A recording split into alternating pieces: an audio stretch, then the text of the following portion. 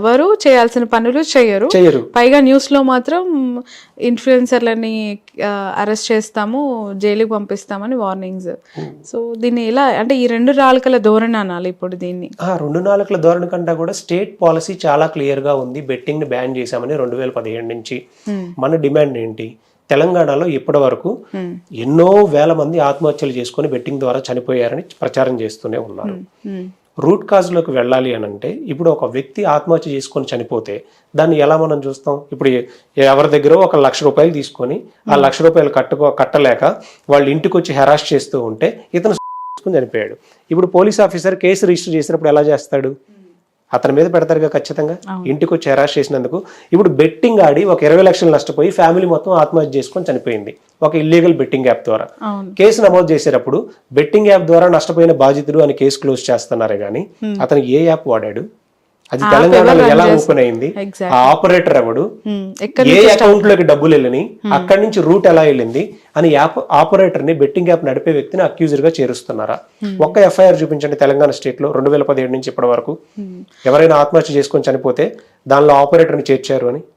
అవును సార్, కంప్లైంట్లు కూడా పోలీస్ స్టేషన్కి వచ్చి ఇవ్వచ్చు ఎవరైనా నష్టపోయిన బాధితులు ఉంటేనే ఓపెన్గా సజ్జనార్ గారు చెప్తూ ఉన్నారు. కానీ ఇలాంటి సిచ్యువేషన్లో చనిపోయిన వాళ్ళని ఆధారంగా చేసుకొని నడపబడుతున్న యాప్లకు సంబంధించి ఇన్డెప్త్గా ఎందుకు వెళ్ళట్లేదు అంటే దాని వెనక ఏం జరుగుతుంది? ఏమైనా లోపాయికారు ఒప్పందం సెంట్రల్ అండ్ స్టేట్ గవర్నమెంట్స్కి ఉంటుందా, లేదంటే ఏమైనా బెనిఫిట్స్ జరుగుతూ ఉన్నాయా ఈ యాప్ నిర్వాహకుల ద్వారా?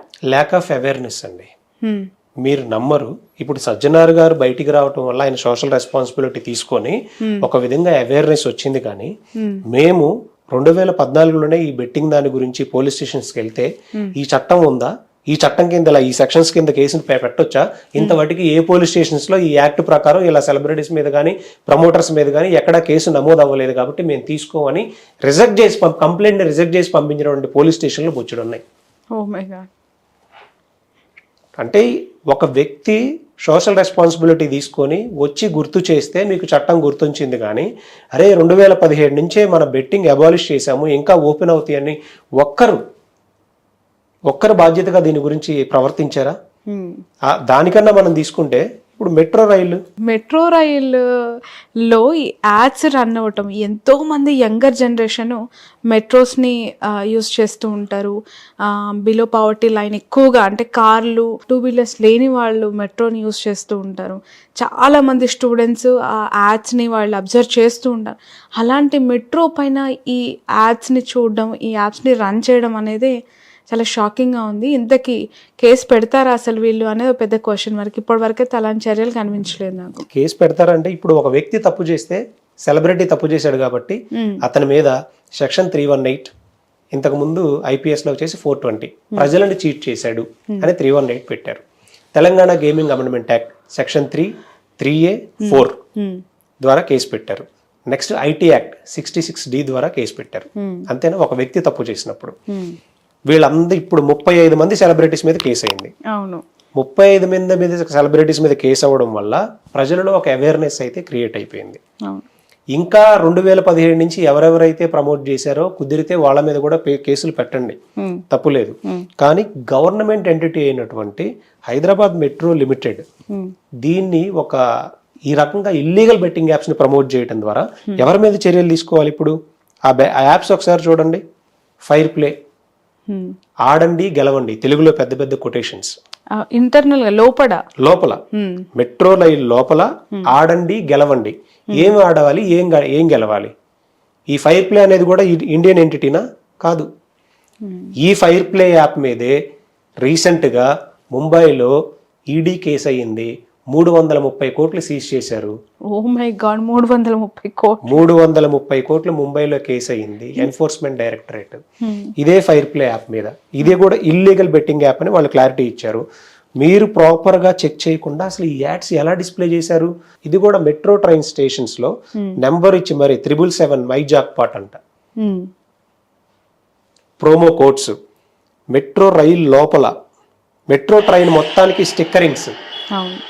ఇది ఎల్ఎన్టీ సంస్థలో ఇప్పుడున్న ఆఫీసర్లు తీసుకున్న నిర్ణయమా, వీళ్ళు ఒక కంప్లీట్ ప్రైవేట్ ఏజెన్సీకి ఈ యాడ్ క్యాంపెయిన్ దాని సంబంధిత ట్రాన్సాక్షన్స్ చూసే ఏజెన్సీస్కి ఇచ్చేయడం వల్ల ఇది జరిగింది అనుకోవాలా? ఏం జరిగి ఉంటుంది?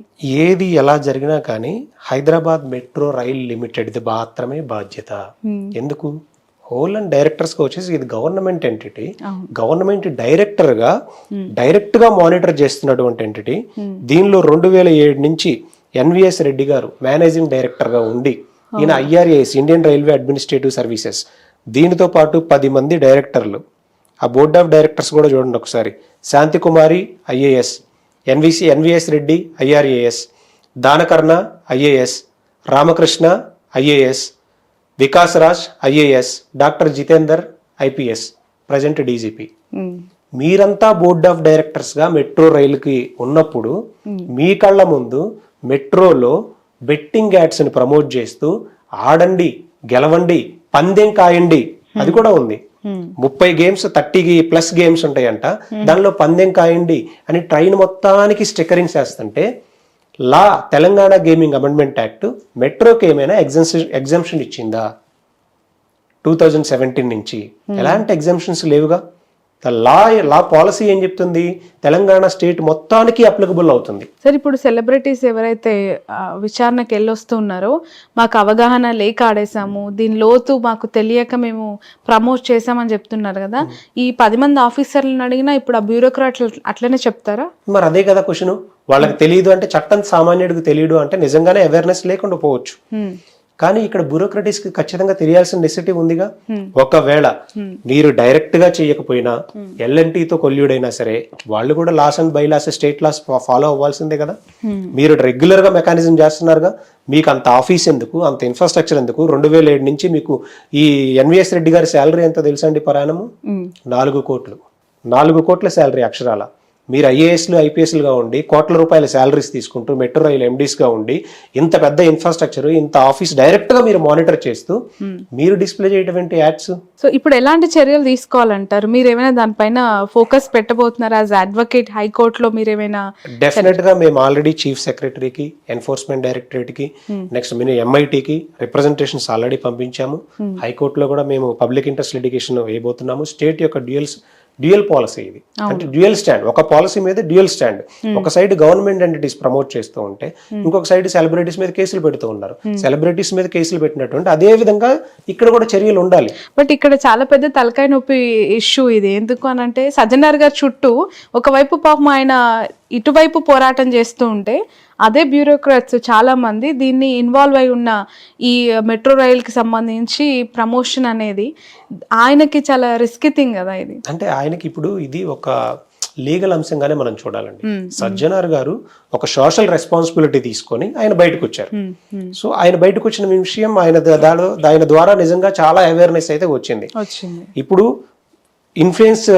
ఇన్ఫ్లుయెన్సర్స్ అందరూ కూడా మాకు తెలియక చేశామని అంటున్నారు. ఇప్పుడు ఇదే ఎన్విఎస్ రెడ్డి గారు నాకు తెలియక నేను అలౌ చేశాను ఇన్ని సంవత్సరాలు అని చెప్తే ఏంటి సమాధానం? ఇదే DGP జితేందర్ గారు వన్ ఆఫ్ ది డైరెక్టర్గా ఉన్నారు. ఇంతమంది IASలు, 10 మంది బోర్డ్ ఆఫ్ డైరెక్టర్స్ అందరూ IASలే.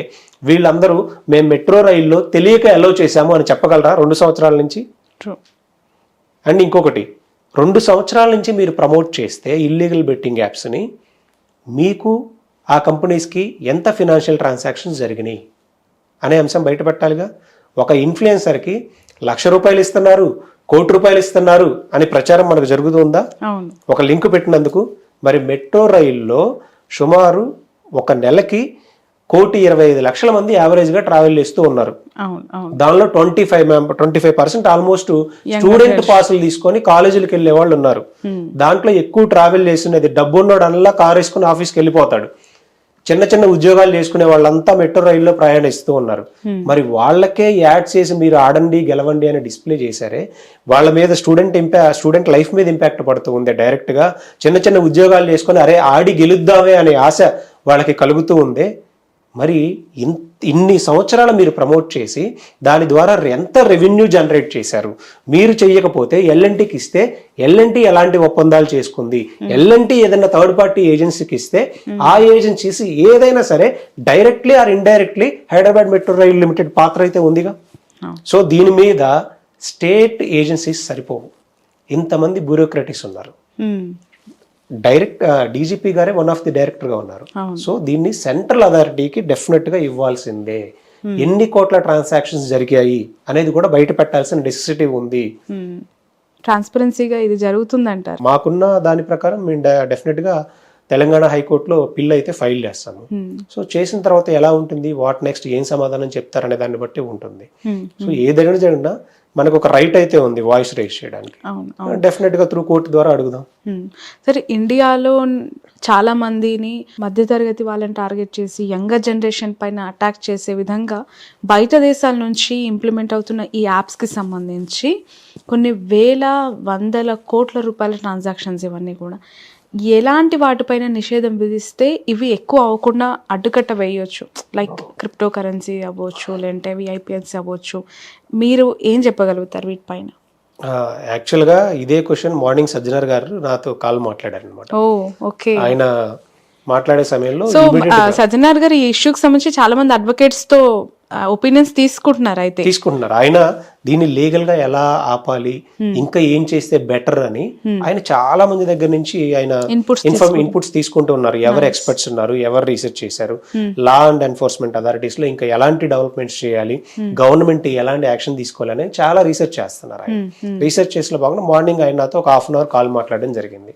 ఆ మాట్లాడిన టైంలో సార్ మీ సజెషన్స్ ఏంటి, ఎలా వెళ్తే బాగుంటుంది అన్నప్పుడు ఒకటి చెప్పాను. సార్ పబ్లిక్ లో అయితే అవేర్నెస్ లేదు. ఫస్ట్ బెట్టింగ్ లీగలా ఇల్లీగలా అనే దానికి సంబంధించి మనకి మూవీ థియేటర్స్ లో మద్యపానం హానికరం, ఆరోగ్యానికి హానికరం, నెక్స్ట్ సంబంధించి యాడ్స్ ఎలా అయితే వేస్తున్నారో ఇలాగే యాడ్ అయ్యింది. బెట్టింగ్ ఆడినా, నెక్స్ట్ బెట్టింగ్ ప్రమోట్ చేసినా, బెట్టింగ్ ఆపరేట్ చేసిన అంటే ఆన్లైన్ బెట్టింగ్ సో సెక్షన్స్ ప్రకారం శిక్ష పడుతుంది. తెలంగాణలో దీన్ని తెలంగాణ గేమింగ్ అమెండ్మెంట్ యాక్ట్ ద్వారా బ్యాన్ చేశారు. దానితో పాటుగా మీకు తెలిసి ఏదైనా మీ నాలెడ్జ్ లో ఏదైనా ఇల్లీగల్ బెట్టింగ్ నడుస్తూ ఉంటే ఈ నెంబర్ కాల్ చేయండి, సైబర్ క్రైమ్ అని యాడ్ డిస్ప్లే చేయండి సార్. పబ్లిక్ లో అవేర్నెస్ వస్తుంది, క్యాంపెయిన్స్ కండక్ట్ చేయండి. అలాగే కురసావో దేశం నుంచి ఎవరైనా లైసెన్స్ తీసుకొని ఇక్కడ ఆపరేట్ చేస్తుంటే మనం జియో ఫెన్సింగ్ లేకుండానే బ్లాక్ చేసే అధికారం 69A మనకి నోడల్ ఆఫీసర్స్ కి ఇచ్చింది. సో దాని ద్వారా బ్లాక్ చేయొచ్చు అని ఆయనకి కొన్ని ఇవ్వడం జరిగింది. ఇంకా డిస్కషన్ జరిగినాయి. సో మనం ఇవ్వాల్సిన ఇన్పుట్స్ మనం ఆల్రెడీ ఇచ్చున్నాము. ఓకే సార్, ఈ Dream11 కి సంబంధించి ఇప్పుడు IPL స్టార్ట్ అయిపోయింది. ఒక్క IPL యొక్క ట్రాన్సాక్షన్ 5,000 కోట్ల రూపాయలని వింటే చాలా షాకింగ్